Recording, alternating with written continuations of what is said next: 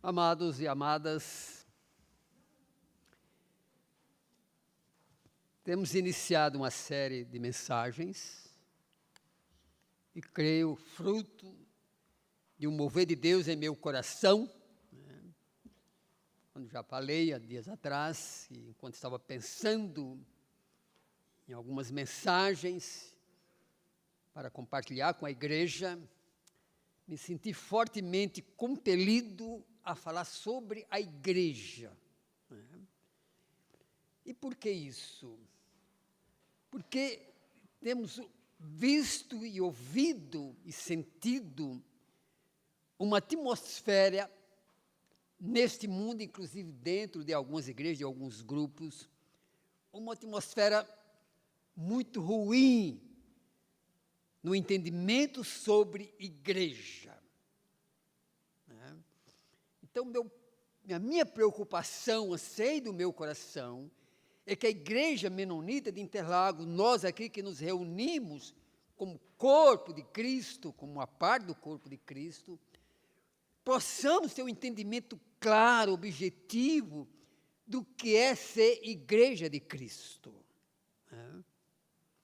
Então, como entender isto de uma forma que nos alegremos, que sintamos paz em nosso coração, que sintamos uma disposição para estar servindo a igreja do Senhor.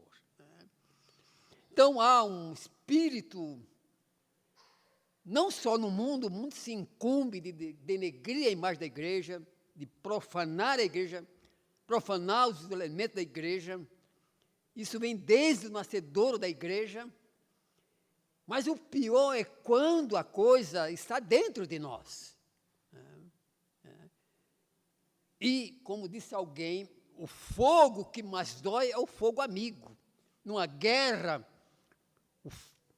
a artilharia, quando se volta contra os seus próprios elementos, companheiros de combate, isso é terrível.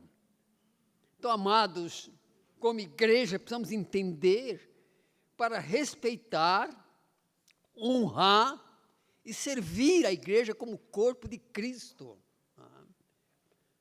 Na semana passada nós falamos que Jesus diz, eu estou fundando, estou construindo, edificando a minha igreja.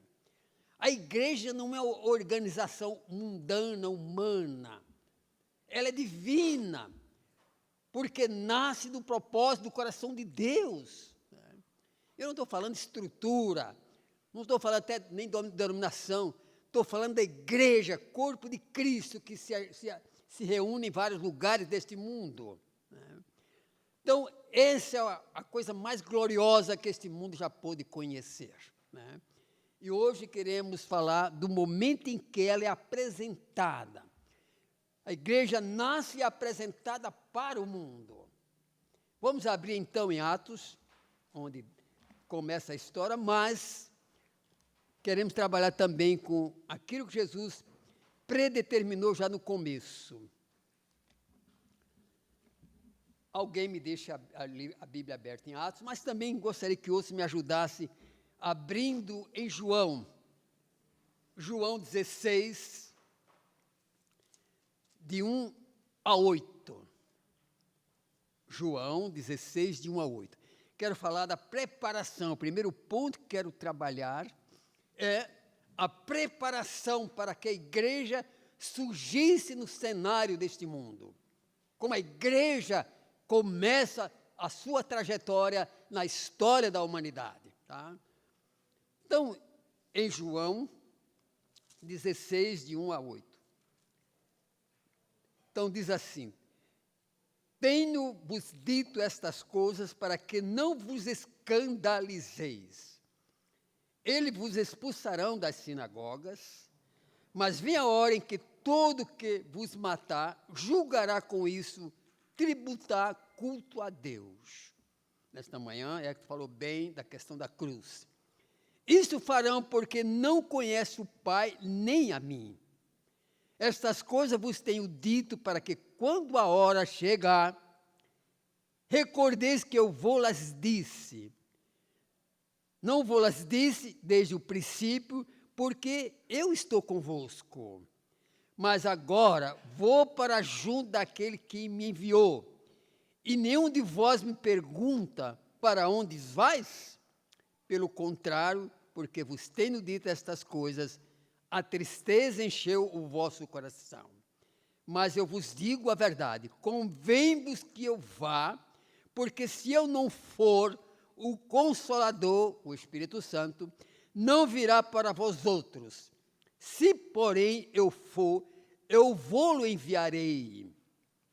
Quando ele vier, convencerá o mundo do pecado, da justiça e do juízo, do pecado, porque não crê em mim.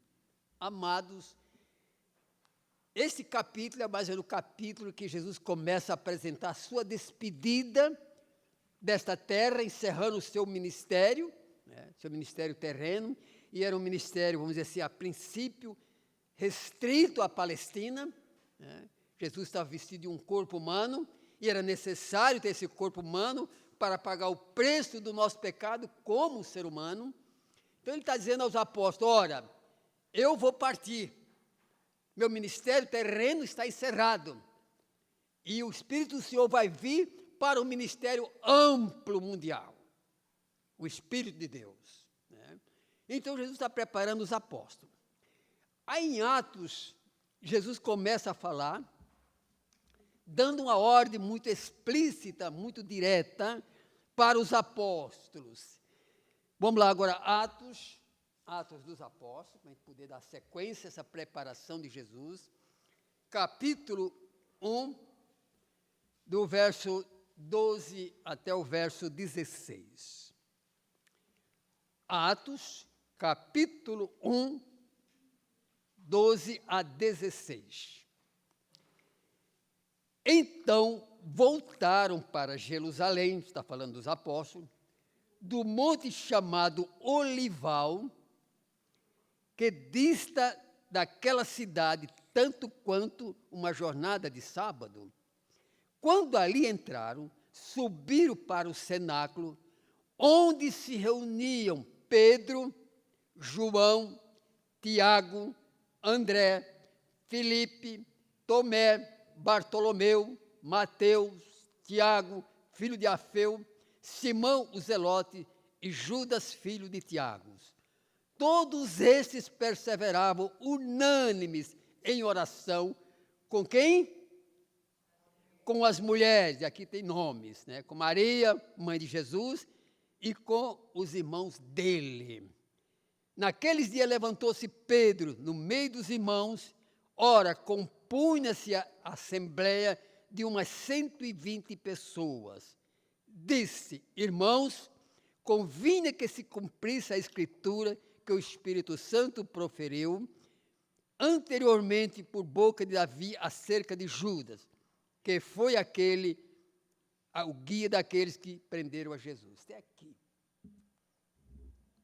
Jesus, no primeiro capítulo de Atos, ali ele sobe ao Pai, mas antes de subir para a glória, a missão cumprida e cumprida plena, com sucesso, e a igreja ia nascer, e a igreja ia ser apresentada ao mundo, ele diz aos apóstolos, vocês vão para Jerusalém, não se ausentem de Jerusalém. Era uma ordem muito objetiva, muito direta. Por quê? Porque essa ordem de ir para Jerusalém? Jerusalém é o mundo místico, religioso da história. Não podemos negar isso. E muito mais, porque ia ser inaugurada a igreja em Jerusalém. O Messias foi morto em Jerusalém. Havia um grupo de profecias apontando para o acontecimento. Então era importante que a igreja nascesse onde o Filho de Deus foi morto pela nossa redenção, Jerusalém. Então ele sobe, obedece. No começo tiveram dúvidas, complicadas. Olha, Senhor, não é esse o tempo que restauras o reino? E eles não estavam entendendo muito ainda, apesar de Jesus estar sempre ensinando que ele ia fundar a sua igreja, que o reino era uma consequência posterior. Mas ele agora restaura Jesus, dando uma bronca neles. Olha, não vos compete saber disso agora. Algo muito maior que eu vou fazer, O reino vai ser parte desse processo glorioso que eu estou criando pela igreja.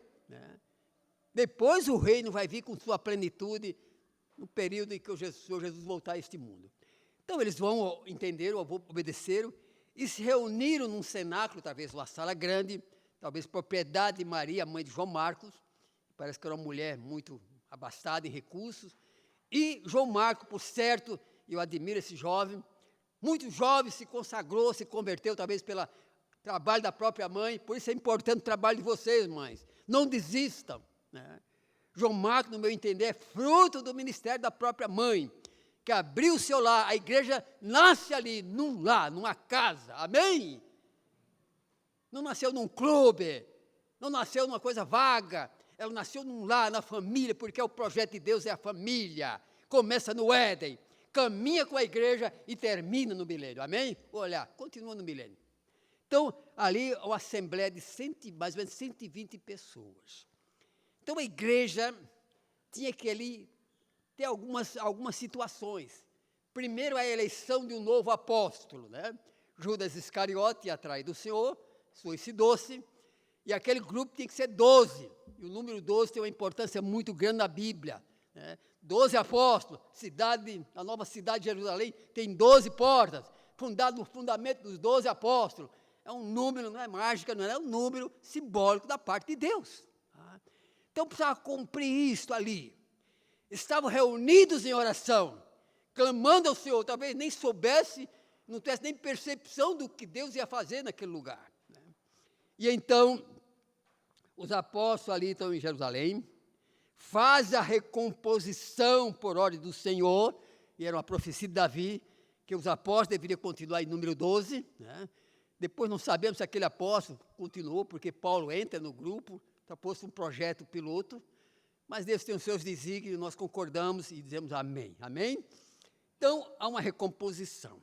Agora vem o evento, o acontecimento, que Jesus tinha prometido, em Mateus capítulo 16, eu fundarei a minha igreja, não uma entidade humana, o seu projeto é algo eterno, vem lá do Éden, quando o Senhor estava prometendo já a vinda do Messias. Agora vamos ler Atos 2, de 1 a 12. De 1 a 11, tá bom. Atos 2. Vamos conhecer o evento, vamos outra vez olhar para esse evento, vamos colocar os olhos nesse evento. Então diz assim: ao cumprir-se o dia de Pentecostes, estavam todos reunidos no mesmo lugar. De repente, veio do céu um som, como de um vento impetuoso, e encheu toda a casa onde estavam assentados. E apareceram distribuídas entre eles línguas como de fogo, e pousou sobre cada um deles. Todos ficaram cheios do Espírito Santo e passaram a falar em outras línguas, segundo o Espírito lhes concedia que falassem. Ora, estavam habitando em Jerusalém judeus, homens piedosos, vindo de todas as nações debaixo do céu. Quando, pois, se fez ouvir aquela voz, afluiu a multidão que se possuiu de perplexidade, porquanto cada um os ouvia falar na sua própria língua. Estavam, pois, atônitos e admiravam, dizendo: vede, não sou porventura galileus todos esses que aqui estão falando? E como os ouvimos falar, cada um em nossa própria língua materna? São pardos, medos, elamitas, os naturais da Mesopotâmia, Judéia, Capadócia, Ponto e Ásia, da Frígia, da Panfilha, do Egito e das regiões da Líbia e das mediações de Cirene, e romanos que aqui residem, tanto judeus como prosélitos, cretenses e árabes, como os ouvimos falar em nossas próprias línguas as grandezas de Deus? Todos atônitos e perplexos interrogavam uns aos outros: o que quer dizer isso? Qual era a resposta? Deus está apresentando a sua igreja ao mundo, amém? Deus está trazendo a glória da sua salvação através do corpo de Cristo, a igreja. Era o momento que Jesus estava dizendo, esse é o momento, quando chegar esse momento. Outros, porém, zombando, diziam, estão embriagados. O mundo incrédulo é uma desgraça. Nunca vai estar atento às coisas de Deus. Nunca se preocupa nos sinais de Deus. Mas voltando aqui ao tema, então, no dia de Pentecostes. Esse dia de Pentecostes era uma data muito importante no calendário judaico. A vida religiosa, a vida espiritual de Israel era vivida através de festas. Não eram festas mundanas, não eram festas carnais. Eram as famílias se reunindo em grupos, ou em volta do templo, ou em volta do antigo templo, tabernáculo, e ali cultuavam a Deus em família. Ali as crianças brincavam espiritualmente. Ali os jovens celebravam a vida de Deus, estava sendo transmitida. Então, Pentecostes é uma coisa muito importante. É a festa das colheitas. Era a conclusão daquele grupo de festas. Quando Israel começava a colher os frutos das bênçãos de Deus, dos seus roçados, de suas roças, e havia todo um cerimonial muito importante simbolizado ali no templo. Os sacerdotes pegavam um feixe de trigo, ou de outra planta, de sementes, e faziam um ritual diante de Deus como agradecimento pela vida, pelo dom da vida, pela sua graça, pela sua misericórdia. Né? As pessoas apresentavam pão asmo, pães lá no templo. Havia uma festa muito forte. Fechava-se o calendário judaico com o dia de Pentecostes. E talvez, eu fiquei pensando, talvez esse tivesse um significado ainda mais amplo. Né? Porque tinha havido um fluxo de judeus piedosos que estavam em todas as partes do mundo para celebrar aquele acontecimento. Almas piedosas que queria ter uma interação com Jeová, o seu Deus, seu Deus de Abraão, de Isaac e de Jacó. E então estavam em Jerusalém celebrando esse grande dia da presença do Senhor. Não queria perder o contato, estavam longe, distante, mas imagine vindo de terra distante, não havia avião, não havia carros velozes, não havia trem, e essa gente se locomovia provavelmente a lombo de camelo, talvez tivesse parentes, e colocava ali seus animais, seus pertences, passava meses daquelas festas, e talvez já estivesse preparando para voltar para os seus países de origem. E não era só judeus, prosélitos. Prosélitos significa aquela pessoa que aderiu ao judaísmo, que estava construindo a sua vida espiritual, mesmo com pouca luz, mas estava construindo em direção a Jeová, ao Deus eterno. Então havia todo um clima, uma atmosfera preparada por Deus para trazer a igreja a este mundo. Aqui está a igreja. A inauguração, a apresentação. E Deus faz em grande estilo, oh glória. Nunca visto o que Deus fez ali. Né? Mas voltando ainda a Pentecostes, esse dia era de uma suma importância para a vida da igreja, que agora ia nascer, porque era a grande colheita que ia acontecer no dia de Pentecostes. Quantas almas, diz o texto, se converteram naquele dia? Amados, quantas almas? 3.000 almas. Mas vamos então pensar nisto. A revogação da lei, agora, aquele dia também marcava, de certa forma, muito claro para os judeus que Deus estava revogando aquela lei do Velho Testamento, lá do Sinai, porque era um projeto piloto para a salvação, era um projeto piloto para que os homens se achegassem a Jeová, na prática, no exercício, não da lei completa, mas no espírito da lei. Qual é o espírito da lei, amados? Como Jesus resumiu?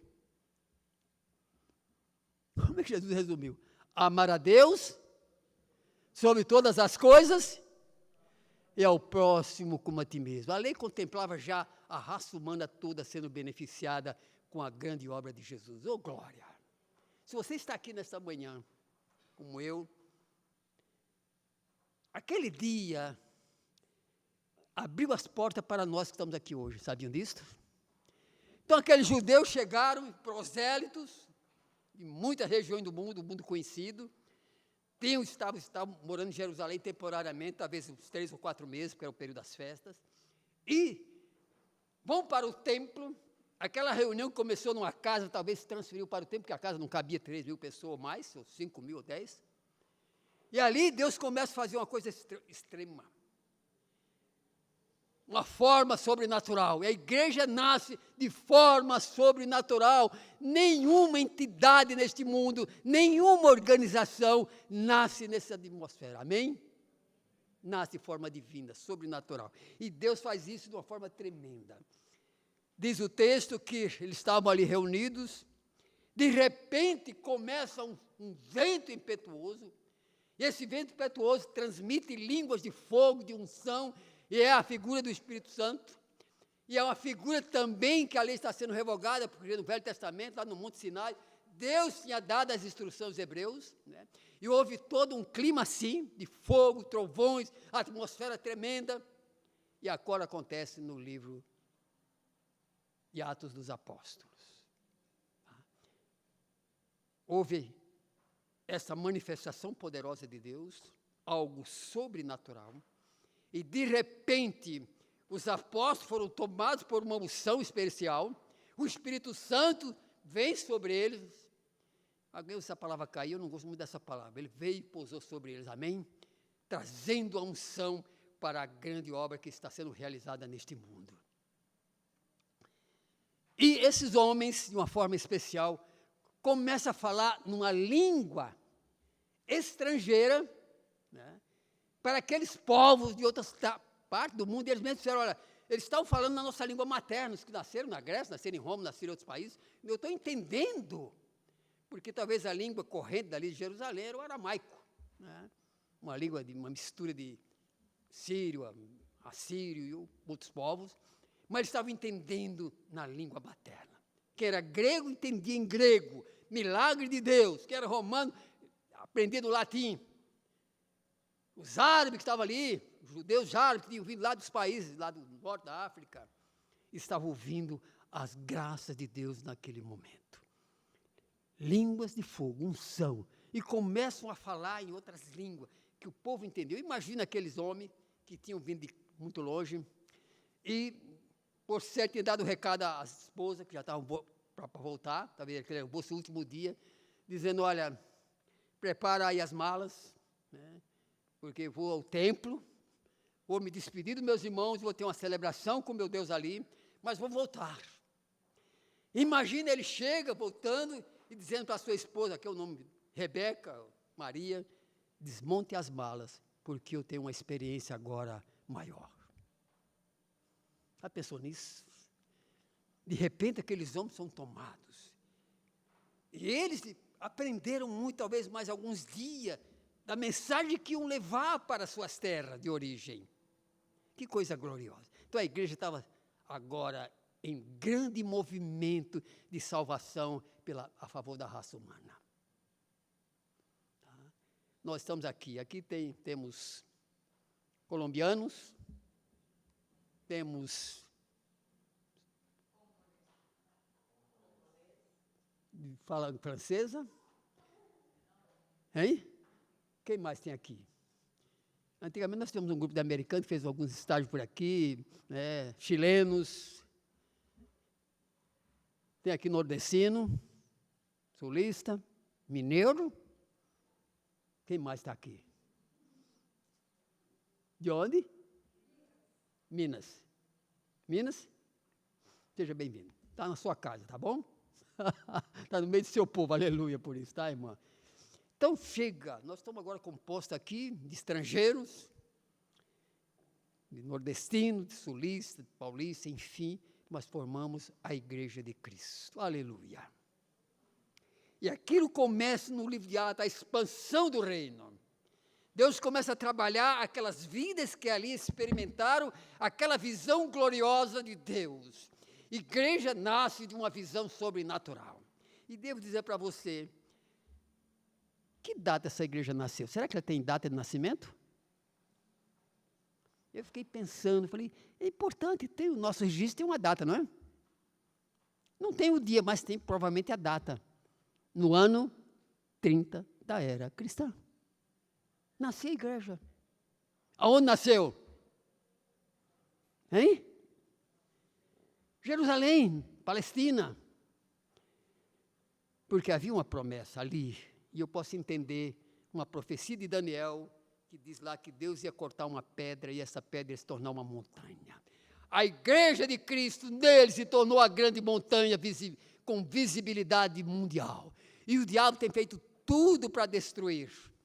Mas essa igreja é indestrutível, amado.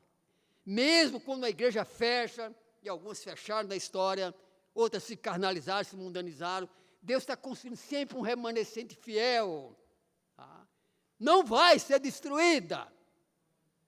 Nenhum governo, nenhuma autoridade. E Jesus disse, as portas do inferno não prevalecerão. Essa igreja que nasce de uma forma simples, aos olhos do mundo, não houve nenhum exército, nenhum general, nenhum comandante de tropas, ela nasce de uma obra divina. E se você está aqui hoje, amado, é porque Deus te escolheu para essa vida vitoriosa da igreja vitoriosa de Cristo. E aí uma pergunta, a igreja salva ou não salva?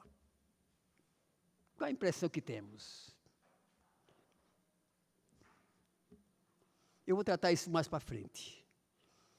Alguém está salvo fora da igreja? Ou todos que estão na igreja estão salvos? O que é que vocês acham? Precisamos ter essa compreensão.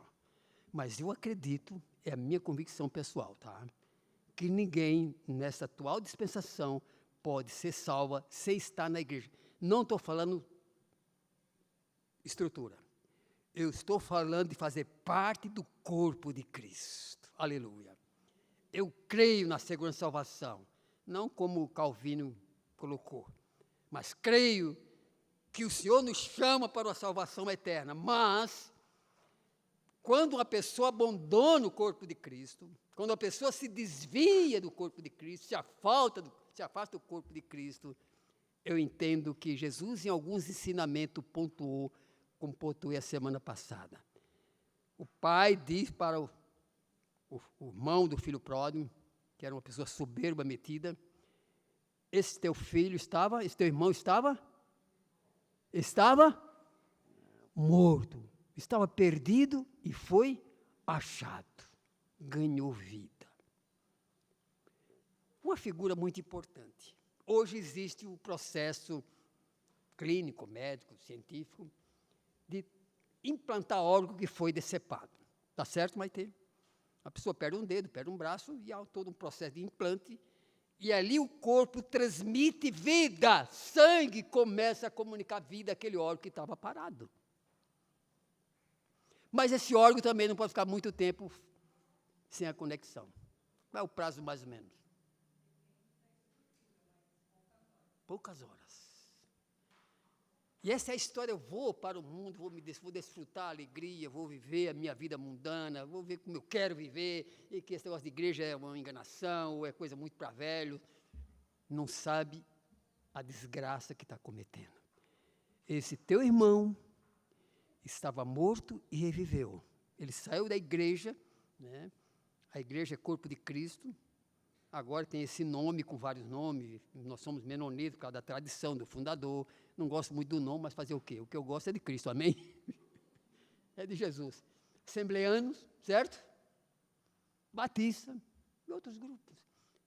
Os nomes não interferem, o que interfere em termos de salvação é estar no corpo de Cristo, amém? Está dando para entender isso? Ter sangue de Jesus, ter o DNA de Jesus, é outra mensagem que eu pretendo colocar, o DNA de Jesus. Tá? Então, amados, ali estava formada, apresentada a igreja de forma gloriosa. Então, para a gente, mais ou menos, encerrando, a grande colheita que aconteceu naquele dia. 3.000 almas. 3.000 almas, não era só de judeus, o texto é muito claro, havia prosélitos, pessoas que não eram de origem judaica, que nasceram numa família judaica.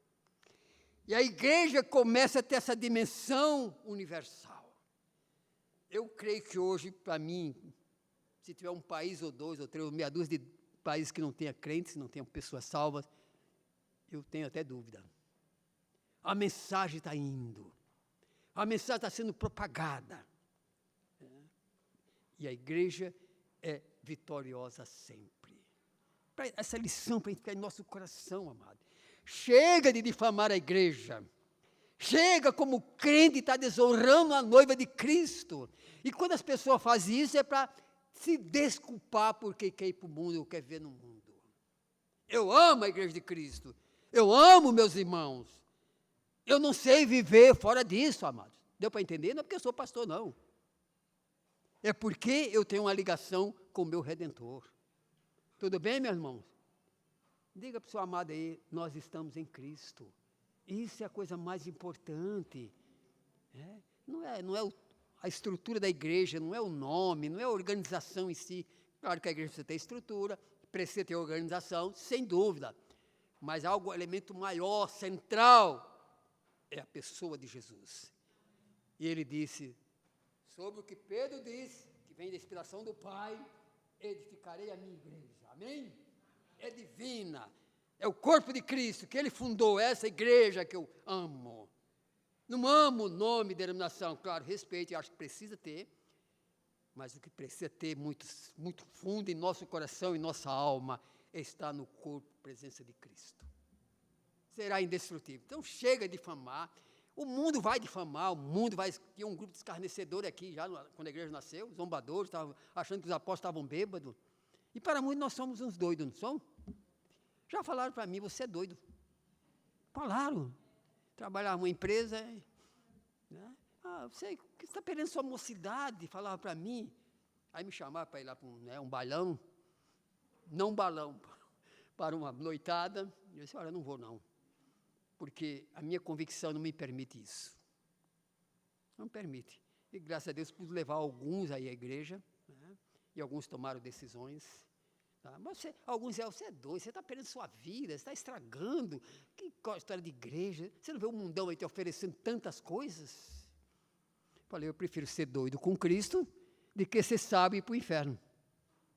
Ser muito inteligente e ir para o inferno. Então a igreja precisa entender, precisa respeitar, precisa defender a sua origem, precisa honrar a Deus, glorificando a obra que Ele fez, construindo uma igreja.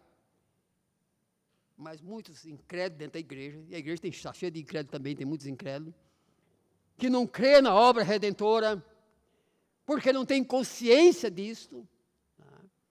Porque não entende o significado de igreja. Será que nós estamos começando a entender alguma coisa agora, amados irmãos? Alguma coisa nova ainda que isso foi colocado, não? Você já sabia? Você sabia, amém. É importante isso. Vamos honrar e glorificar a noiva amada do Senhor. Amém? Em outra passagem, ainda para frente, ele vai colocar como Deus trata a sua igreja. Como Deus vê a sua igreja. E também quero falar que nem toda igreja é igreja, tá? E como identificar uma igreja verdadeira? Vocês têm ideia? Como identificar uma igreja genuinamente igreja de Cristo? Nós queremos falar sobre isso. Mas vai pensando, vai estudando, lê algum livro nesse sentido para me ajudar. E nesta manhã, para a gente concluir essa parte, amados. Deus levantou a coisa mais sublime que este mundo pode conhecer. E ela está destinada a grandes coisas. Jesus disse para a igreja que ele vai voltar. Ele vai levar a sua igreja para estar com ele. Vai construir um reino eterno, e por isso que os apóstolos não entenderam, queriam um reino material, um reino de intriga, de fofoca, de enganação, porque todo reino humano tem isso, e nós brasileiros sabemos o que é isso, esse reino do Brasil, né? Começa com um grupo de assaltantes, de exploradores, de vieram roubar o nosso país. Esse nosso Supremo, nosso Congresso, o sistema governamental é uma praga. Podíamos estar muito melhor. Ter coisas decentes nesse país. Mas esse é o reino do mundo. Mesmo os países ricos também, abastados, também têm suas desgraças, suas mazelas. Jesus está falando de um reino que a igreja está construindo pela sua fé, amados. Ela vai ser apresentada, o reino vai ser apresentado quando o Senhor trouxer a sua igreja para reinar com Ele. Oh, glória! Você está destinado a reinar com o Senhor. Opa, deixa eu chegar aqui perto. Você está destinado a reinar com Ele. Tá? E um dia, você vai estar no lugar mais sublime que a pessoa pode conhecer, ao lado de Jesus no seu reino. Porque você uniu a sua vida a Jesus Cristo. Você aceitou a mensagem do Calvário. Você entregou a sua vida ao Redentor. E você faz parte da igreja viva, corpo de Cristo, não organização em si. Está dando para entender esse trocadilhos de palavras? Amém. Então você está destinado a isso. E aos que estiverem fora, ficarão de fora para sempre. Os que estiverem fora, ficarão fora para sempre. Ele vem buscar o corpo, vem buscar a igreja. Aí você diz, mas é aquele que não pode ir, que não tem condições de estar na igreja, mas a igreja está nele. Isso nós vamos discutir para frente, amém? Amados, era isso, espero que neste domingo nós possamos refletir nisso e tornar isso muito real, muito presente, tornar seu estilo de vida, uma maneira de dizer, como o Beck falou de manhã, por essa mensagem da cruz, por nos identificarmos com o crucificado, nunca abandone o corpo de Cristo. E agora, para encerrar, a igreja já foi apresentada no século I da história cristã, mais ou menos no ano 30. Porque a partir do nascimento de Jesus e sua morte, ele veio 30 anos, ou 33. 33 anos. Então, o ano 33, para ser mais realista. Agora a pergunta é, você faz parte da igreja, corpo de Cristo? Você uniu a sua vida pela fé em Jesus, a esse corpo glorioso que o Senhor está preparando para apresentar de forma gloriosa. Se não fez, leve isso muito a sério, porque sua sorte depende de estar no corpo de Cristo. Amém?